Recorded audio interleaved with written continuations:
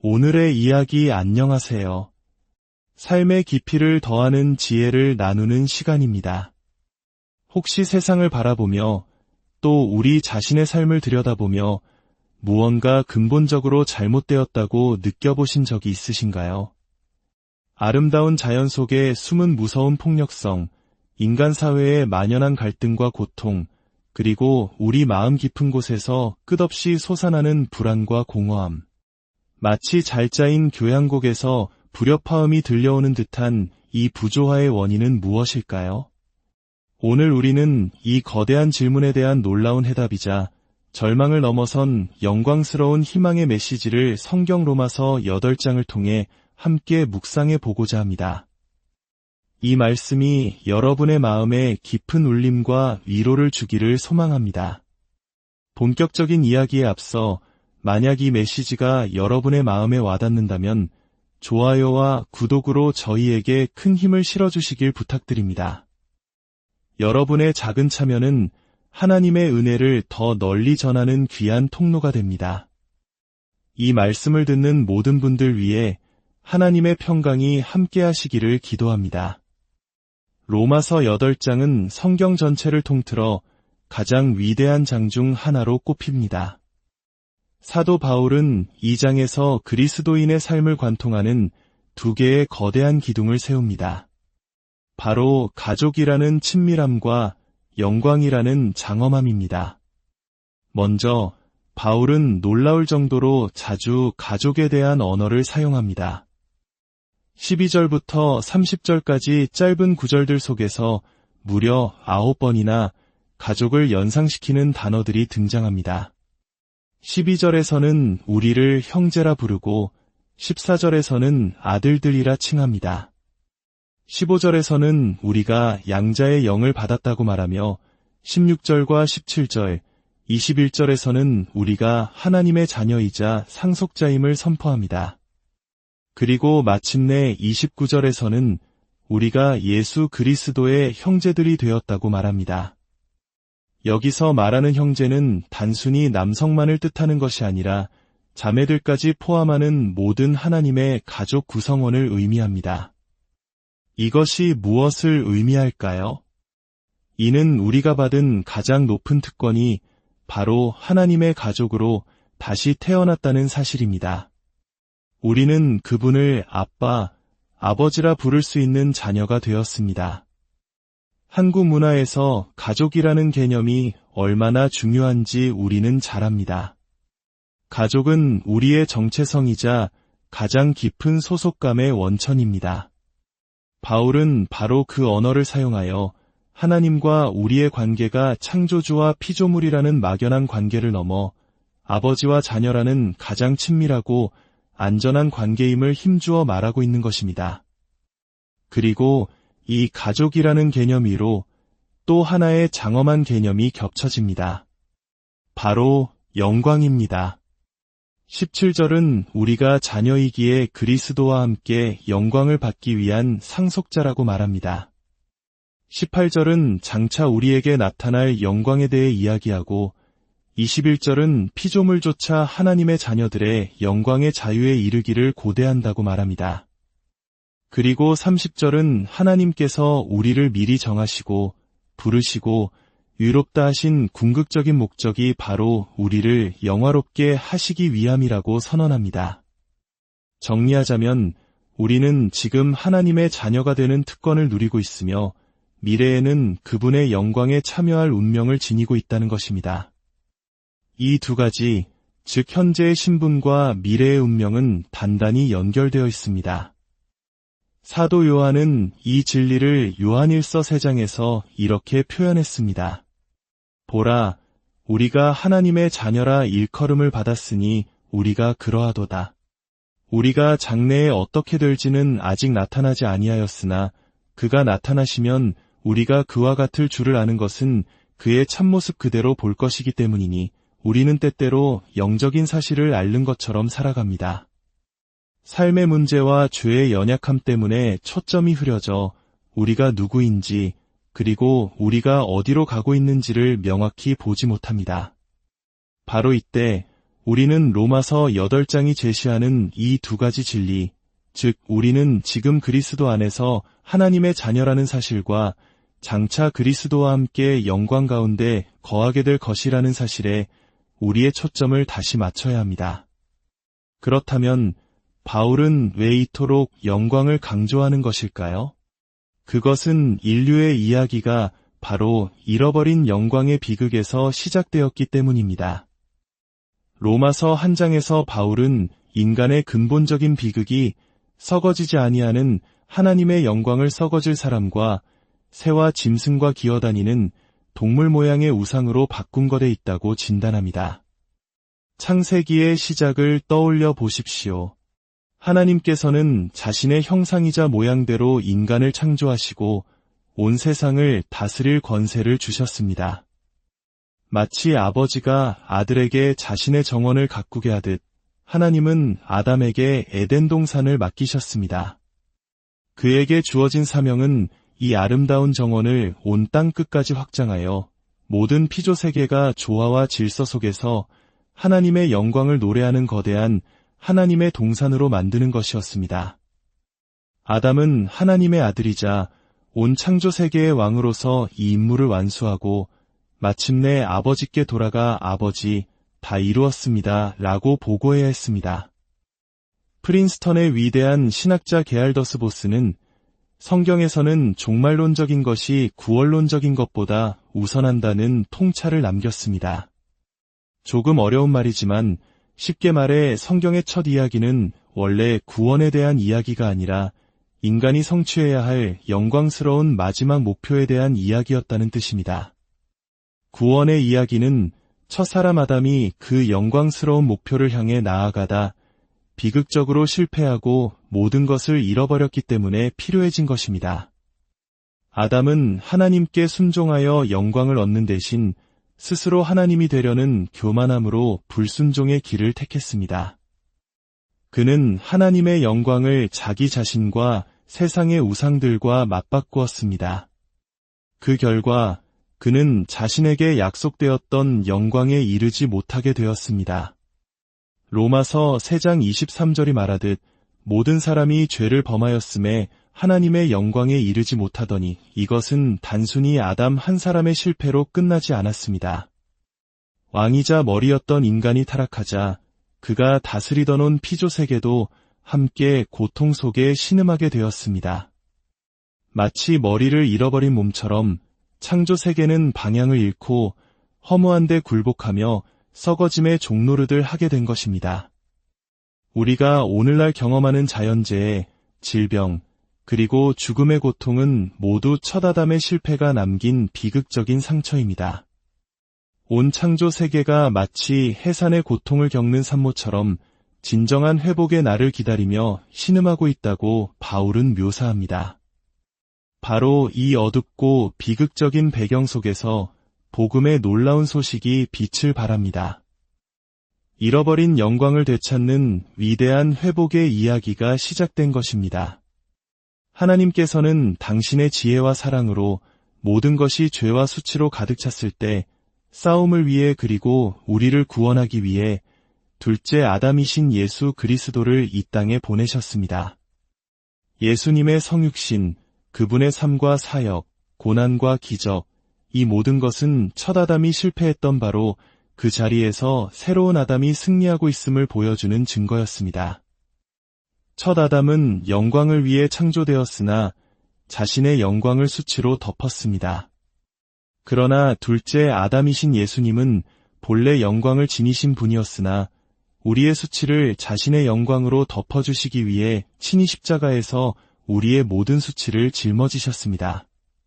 복음 안에서 일어나는 위대한 교환, 이것이 바로 구원의 신비입니다. 그분은 정죄받은 내 자리에 서셔서 당신의 피로 나의 죄를 사하셨습니다. 그리고 마침내 부활하시고 승천하신 예수님께서는 제자들에게 이렇게 선포하십니다. 하늘과 땅의 모든 권세를 내게 주셨으니 그러므로 너희는 가서 모든 민족을 제자로 삼으라. 이상하지 않습니까? 그분은 원래 하나님의 아들로서 모든 권세를 가지고 계시지 않았나요? 물론입니다. 하지만 여기서 예수님은 단순히 하나님의 아들로서가 아니라 둘째 아담으로서 말씀하고 계십니다. 첫 아담이 잃어버렸던 바로 그 다스림의 권세, 즉 도미니언을 예수님께서 십자가의 순종을 통해 완전히 되찾으셨다는 선포입니다. 이제 그분은 당신의 가족, 즉 그분의 형제자매된 우리에게 말씀하십니다. 이제 너희가 이 세상으로 나아가라. 용서와 회복과 재창조의 복음을 들고 나아가라. 이 복음을 통해 첫 아담이 실패했던 그 사명을 완수하라. 이것이 바로 교회의 사명입니다. 우리는 그리스도께서 되찾으신 권세 안에서 복음을 통해 이 땅에 하나님의 나라를 확장해 나가는 사람들입니다. 마침내 주님께서 다시 오시는 그날 모든 무릎이 예수 앞에 꿇고 모든 입이 예수 그리스도께서 다스리신다. 고 고백하게 될 것입니다. 그리고 그 마지막 날 인류의 역사가 완성되는 그 순간에 어떤 일이 일어날까요? 고린도전서 15장은 그 장엄한 광경을 이렇게 묘사합니다. 둘째 아담이자 마지막 아담이신 그리스도께서 자신의 사역을 완전히 성취하셨을 때 그분은 첫 아담이 원래 했어야 했던 일을 하실 것입니다. 즉, 이제 완전히 회복되고 당신께 복종하게 된 모든 창조 세계를 이끌고 하늘 아버지께로 나아가실 것입니다. 그리고 히브리서 2장의 말씀처럼 이렇게 말씀하실 것입니다. 아버지, 여기 저와 아버지께서 제게 주신 자녀들이 있나이다. 다 이루었나이다. 마치 아버지가 사준 물감으로 그림을 완성한 아들이 아버지께 그 그림을 선물로 드리듯 예수님께서는 회복돼 놓은 우주를 아버지 하나님께 바치실 것입니다. 그러면 마침내 하나님께서 만유의 주로서 모든 것 안에 충만하게 거하시는 태초의 목표가 완성되는 것입니다. 이것이 바로 온 창조 세계가 신음하며 기다려온 영광스러운 종말이며 우리의 궁극적인 운명입니다. 어떤 이들은 이것이 그저 죽어서나 누릴 수 있는 뜬구름 잡는 이야기라고 말할지도 모릅니다. 하지만 성경은 그것이 죽어서 누릴 영광인 동시에 지금 여기서 맛볼 수 있는 영광이라고 가르칩니다. 성령을 통해 하나님의 사랑이 우리 마음에 부어질 때 우리는 이미 천국의 영광을 미리 맛보기 시작합니다. 성도들이 함께 모여 하나님을 찬양하고 말씀을 나눌 때 우리는 그 영광의 작은 조각을 경험합니다. C.S. 루이스는 이런 유명한 말을 남겼습니다. 어떤 사람들은 너무 천국에 마음을 둔 나머지 세상에 아무 쓸모가 없다고들 생각한다. 그러나 역사를 읽어보면 현세에 가장 큰 공헌을 한 그리스도인들은 바로 내세에 대해 가장 많이 생각했던 사람들이었음을 알게 될 것이다. 그리스도인들이 저 다른 세상에 대한 생각을 대체로 멈추었을 때 그들은 이 세상에서 무력해졌다. 이 영광스러운 미래에 대한 희망은 지금 우리의 삶을 실질적으로 변화시킵니다. 첫째, 이 희망은 우리의 고난에 의미를 부여합니다. 우리 민족의 역사는 수많은 고난과 인내의 시간이었습니다. 개인의 삶 속에서도 우리는 어두운 골짜기를 지날 때가 많습니다. 그러나 로마서 8장은 우리가 겪는 고난이 결코 무의미하지 않다고 말합니다. 오히려 그 고난은 하나님께서 우리 안에 영광을 빚어가시는 원재료가 됩니다. 훗날 천국에서 우리가 서로를 알아보게 될 때 우리는 아마 이렇게 말할 것입니다. 아, 당신이 바로 그런 분이셨군요. 이 땅에서는 미처 몰랐지만 당신의 삶의 고난 속에서 성령께서 이토록 아름다운 영광을 빚어내고 계셨군요. 둘째, 이 희망은 우리 삶의 역설을 설명해 줍니다. 바울은 우리가 속으로 탄식하며 양자될 것, 곧 우리 몸의 속량을 간절히 기다리느니라고 말합니다. 속으로 탄식하는 것과 간절히 기다리는 것. 이 두 가지 감정은 함께 있기 어려운 모순처럼 보입니다. 하지만 이것이야말로 그리스도인의 삶의 경험을 가장 정확하게 묘사한 표현이 아닐까요? 우리 안에는 이미 영광의 씨앗이 심겨졌지만 여전히 죄와 싸우고 있는 연약한 육신을 입고 있기에 우리는 이 두 감정 사이의 거룩한 긴장감 속에서 살아갑니다. 셋째, 이 희망은 우리에게 모든 것을 합력하여 선을 이루시는 하나님의 섭리를 확신하게 합니다. 28절은 선포합니다. 우리가 알거니와 하나님을 사랑하는 자, 곧 그의 뜻대로 부르심을 입은 자들에게는 모든 것이 합력하여 선을 이루느니라. 그리스도 밖에 있는 사람은 이 확신을 가질 근거가 없습니다. 그러나 우리는 압니다. 우리의 삶에 일어나는 모든 일들, 심지어 가장 고통스러운 순간들조차도 우리를 그분의 아들의 형상과 같이 변화시키려는 하나님의 선하신 목적 아래 있음을 우리는 믿습니다. 요한계시록 21장은 우리가 마주할 그 영광스러운 마지막 날의 모습을 보여줍니다. 새 하늘과 새 땅, 그리고 하늘에서 내려오는 새 예루살렘. 그곳에는 더 이상 성전이 없습니다. 하나님과 어린 양이 친히 성전이 되시기 때문입니다. 그리고 그날 옥좌로부터 큰 음성이 들려옵니다. 다시는 사망이 없고 애통하는 것이나 곡하는 것이나 아픈 것이 다시 있지 아니하리니 처음 것들이 다 지나갔음이러라. 그리고 이 놀라운 선포 바로 앞에 우리의 마음을 녹이는 약속의 말씀이 있습니다. 하나님께서 친히 그들의 눈에서 모든 눈물을 닦아주시니 어린 시절 길에서 넘어져 무릎이 깨졌던 기억을 떠올려 보십시오. 울고 있는 나를 어머니께서 안아 무릎에 앉히시고 깨끗한 손수건으로 눈물을 닦아주시며 상처에 입 맞춰주셨을 때, 그리고는 이렇게 속삭이셨을 겁니다. 이제 괜찮아. 그러면 신기하게도 모든 아픔이 사라지는 것 같았습니다. 마지막 그날 우리 구주께서 바로 그렇게 하실 것입니다. 이 땅에서 우리가 흘렸던 모든 눈물, 겪었던 모든 슬픔, 그 모든 것을 당신의 손으로 친히 닦아주시며 말씀하실 것입니다. 이제 괜찮다. 영국의 위대한 시인 존던은 이렇게 노래했습니다. 그분은 우리를 끝까지 사랑하시되 우리의 끝이 아니라 그분의 끝까지 사랑하신다. 그리고 그분의 끝은 우리를 더욱 사랑하시는 것이다. 주님, 더 많은 사랑이 있단 말입니까? 오, 그렇단다. 훨씬 더 많단다. 그리고 그 모든 것이 영광스러운 마지막에 너를 위해 기다리고 있단다. 우리에게는 이 얼마나 놀라운 희망이 있습니까? 이 얼마나 영광스러운 운명입니까? 이 얼마나 엄청난 특권입니까? 이 소망을 가슴에 품고 기쁨으로 각자의 삶의 자리로 나아가시길 바랍니다. 함께 기도하겠습니다. 하늘에 계신 우리 아버지, 우리에게 베풀어 주신 친절과 사랑에 감사드립니다. 우리가 하나님의 자녀이며 성령의 선물을 받았다는 진리에 마음이 녹아내립니다.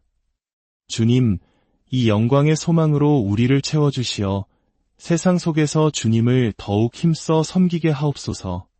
언젠가 온 땅이 바다가 물을 덮음같이 하나님의 영광을 아는 지식으로 가득 찰 그날을 소망하며 우리 구주 예수 그리스도의 이름으로 기도합니다.